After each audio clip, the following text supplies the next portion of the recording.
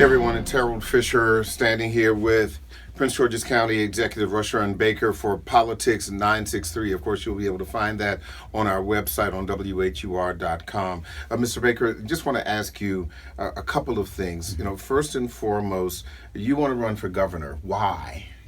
Well, one of the things that I want to do as governor is I look at our education system in the state of Maryland. It's a great education system, but not everywhere.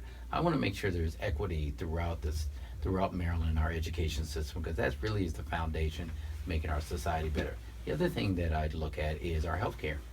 We need to make sure everybody in the state of Maryland has access to quality health care. With the federal government doing the things that it's doing, that's going to have an impact on us, and I want to make sure that we're on top of that. And the leadership comes from the executive branch.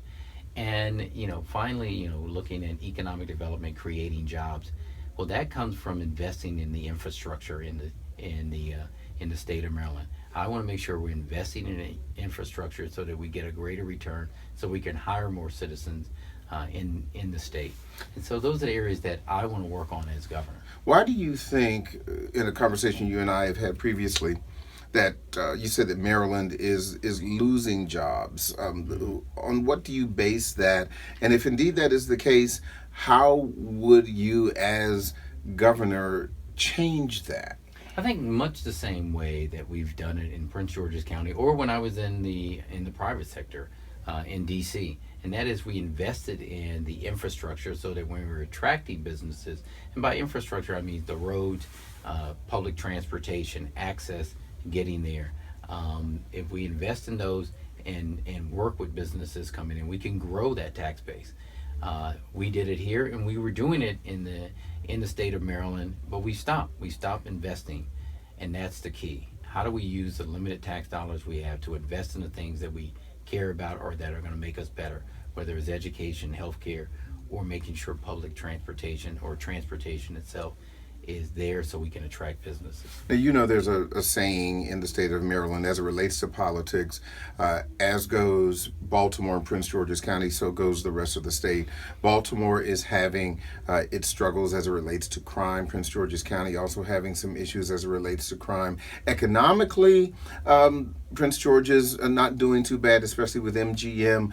Baltimore still having its issues.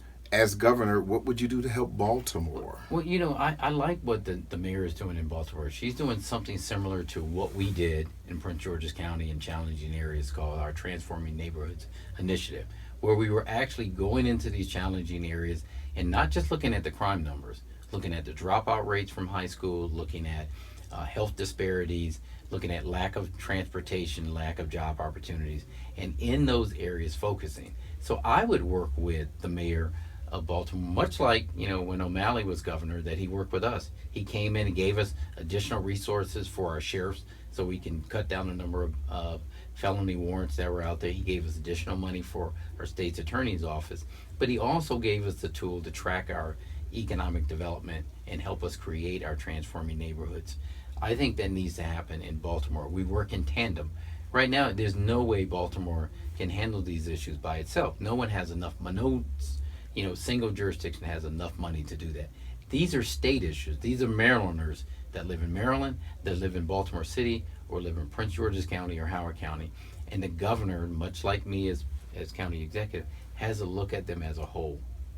Prince George's County Executive Rushern Baker, thank you for participating in this conversation. Of course, for those of you who are interested in checking this out, you can check it out on WHUR.com, Politics 963. And don't forget to check us out on all of our social media platforms, Instagram, on Facebook, and Twitter. And don't forget the hashtag Stay Woke.